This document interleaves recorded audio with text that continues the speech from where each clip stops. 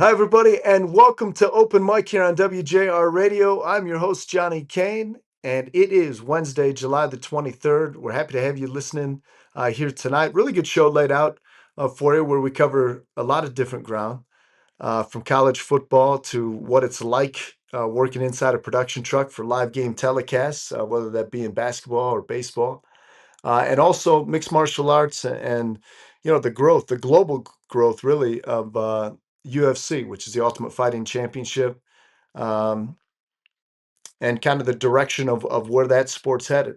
There's a lot to get to. There's a lot to look forward to. I know on this show we talk quite a bit about Detroit Tigers baseball, and why wouldn't we? First team to 30 wins, first team to 40 wins, first team to 50 wins, and first team to 60 wins. So the Tigers back home for a homestand, an extended homestand after opening after the All-Star break on the road. And obviously the trade deadline approaching, a lot of discussion about what the Tigers may do to bolster what is already the best team in baseball. So when you're talking about sports in Michigan or talking about sports really anywhere, there's so much top of mind. And I know when you're in it, sometimes like when you're in the sport and then you look on the horizon and say, wait, and then this is coming next. And one of those sports that's coming next is one of my favorite sports to cover, to watch, and that's college football. And our first segment here on the show is going to focus on the Big Ten.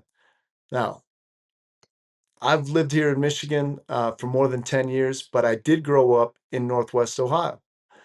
And the Ohio State Buckeyes are the reigning national champions, and once again will be considered one of the favorites in the Big Ten Conference. But there is company because there is a little bit more parity in the Big Ten. For those that are listening that are college football fans, we know that some of the geographic, realignment and conference realignment, it's hard to even, you know, think about where some teams are and what league they're playing in nowadays. The Big Ten's grown to 18 teams, although it's still known as the Big Ten, as it always should be.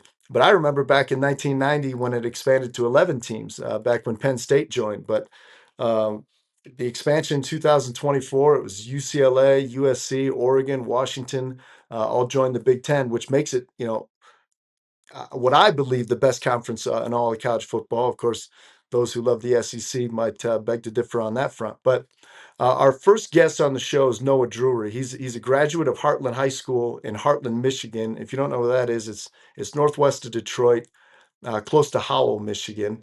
And Noah attended Specs Howard and Lawrence Tech University, and he provides his commentary on the Big Ten contenders going into the 2025 college football season, which is only about 6 weeks away.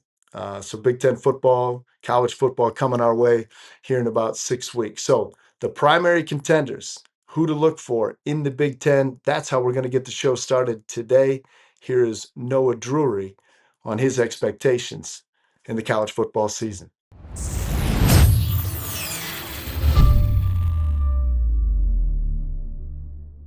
And welcome, everybody. This is my open mic segment to discuss the 2025 Big Ten contenders going into this football season here in the fall. Let's do a little bit of backtracking. Last year, Oregon won the Big Ten championship over Penn State, but Oregon would get bounced in the college football playoff by Ohio State, who would end up winning the national championship. And we're going to discuss who can be that team again that's going to win the Big Ten and also national title contenders as well. Let's start off with the defending national champions, the Ohio State Buckeyes. They have a bit of a decent transfer class coming in. They were able to pick up two pieces that I really like. CJ Donaldson out of West Virginia. He's been their RB1 there for the past couple of seasons. And they also have some freshmen in the works right now. And also they got a tight end from Purdue, one of the bright spots on a Purdue team that they lose Ryan Walters. They're in the rebuilding process with Larry Odom.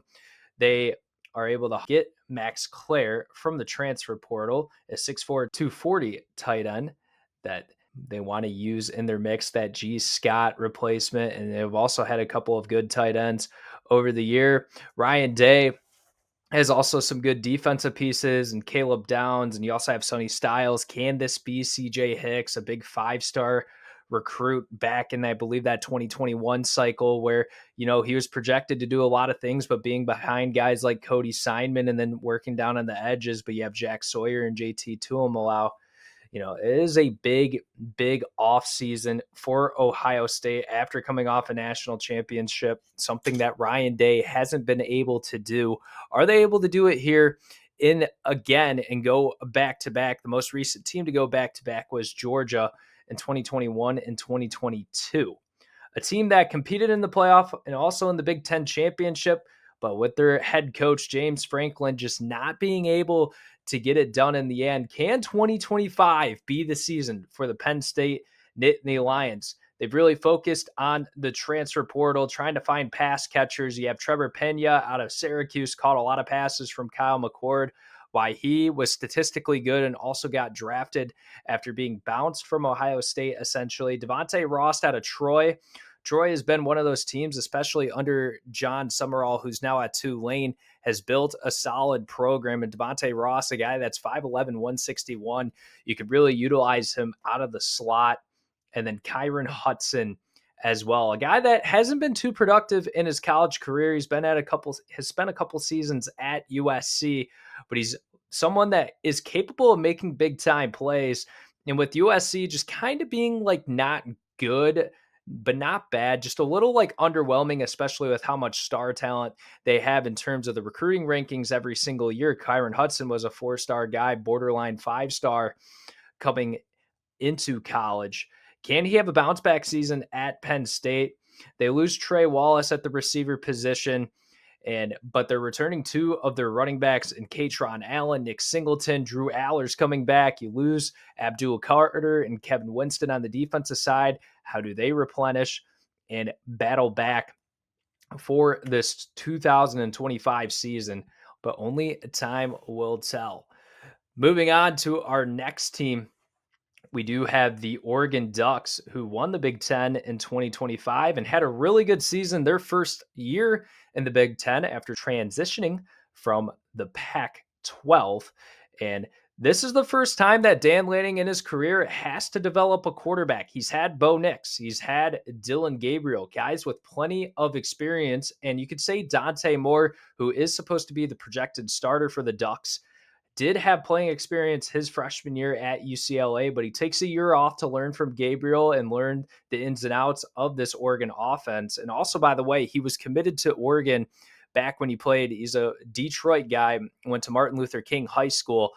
He went to UCLA, got taken over for by Ethan Garbers, sat a year out, but it looks like this 2025 season will be his year. They have a freshman that has Jeremiah Smith potential, maybe not as good or as productive, but someone that could be really good coming out of this 2025 recruiting class. DeCorian Moore was the number 1 wide receiver in his class and number 9 nationally in the country. In terms of transfer portal additions, Mekhi Hughes from Tulane, he was a really productive back. Malik Benson from Florida State. While Florida State hasn't been productive, and neither has Malik Benson at his time at Alabama. And now Florida State, if they can find a way to use him in his offense, be a short gadget guy that can be productive, that would work out very well for them. They also got Isaiah World out of the transfer portal as well, a 5-star rated transfer from Nevada. But they also have Jordan James as well coming back this season. They do lose some receivers. And on the defensive side, I mean, they got DJ Uiagale's brother, Mateo, and other pieces on the defensive side that they'll be able to see what they can work with. A lot of returning production for this team, have to fill in some holes. But I think the Oregon Ducks can run it back this year with Dan Lanning and hopefully have more success in the playoff scene.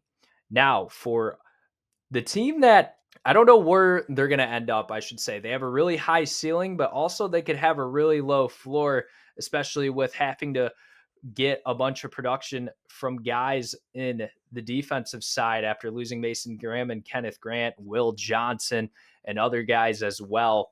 The Michigan Wolverines, the big talk this whole offseason and getting the flip from Bryce Underwood from LSU to Michigan has just been huge this whole season, right? He's a 5-star kid, a perfect rated prospect on 24/7 Sports. I've seen this kid, and also in my high school career, I played against this kid. And I'm telling you, he has all the tools, he has all the talent, he has all the instincts. As long as he is coached to success, this kid could lead him to the promised land. Now, will it be in his freshman year? We shall see. They brought in Mikey Keene and Jake Garcia as well to kind of give Bryce some competition. Mikey Keene, a very experienced quarterback from Fresno State, a team that Michigan played last year. And he throws some zip on the ball. He's someone that I really like to be a backup and maybe even start the season out. They get a running back transfer in Justice Haynes, who has a lot of high end potential. I would say he's pretty comparable to Travion Henderson. He's just a really good guy with some explosive speed. Kind of was disappointing in Alabama in his first year actually playing, but I think he is someone who could really burst onto the scene and be that next Blake Corum, that next Hassan Haskins, that next great Michigan running back that we've seen in recent memory. They also have Donovan McCulley, a guy at Indiana who was productive, sat out last season, but he could really come into the mold. The biggest questions for Michigan is one, do they have any pass catchers that are going to be available? Pass catching had, other than Roman Wilson, really in recent memory, has kind of been a struggle for this Wolverines team. And then also, how is that front seven going to look? Who are the guys that are going to be able to step in? Luckily, they're able to keep Josiah Stewart, and other guys are going to be able to come into this team and hopefully be successful. And luckily, Sharon Moore, an in-house hire for them back in 2024 after Jim Harbaugh's departure.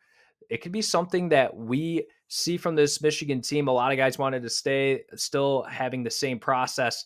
This could be something that leads Michigan to a lot of success. But those are me talking about the contenders of the Big Ten heading into this 2025 season. I hope you guys really enjoyed the segment. All right, that was Noah Drury, a graduate of Heartland High School in Heartland, Michigan, a contributor here on sportscaster.com. We know Ohio State's obviously going to be there. Penn State expected to be formidable. Oregon be a contender. Michigan could be there. I know the Go Green, Go Whiters. Michigan State says don't sleep on us. It'll be fascinating to see how it all unfolds. Again, college football season coming our way here in about 6 weeks toward the end of August. Coming up on the show, we're going to hear from Jason Dizick, a live game producer at FanDuel Sports Network Detroit. He works primarily with the NBA, covering the Detroit Pistons, also in Major League Baseball, covering the Detroit Tigers. And a little bit later in the show, we're going to hear about some of the most memorable fights, championship fights in UFC history. Talking about the Ultimate Fighting Championship. Johnny Oxenfeld, a student at Rhode Island University, will be joining the show to give us his breakdown on that. So a lot to look forward to. We hope you stay tuned in. You're listening to Open Mic here on WJR.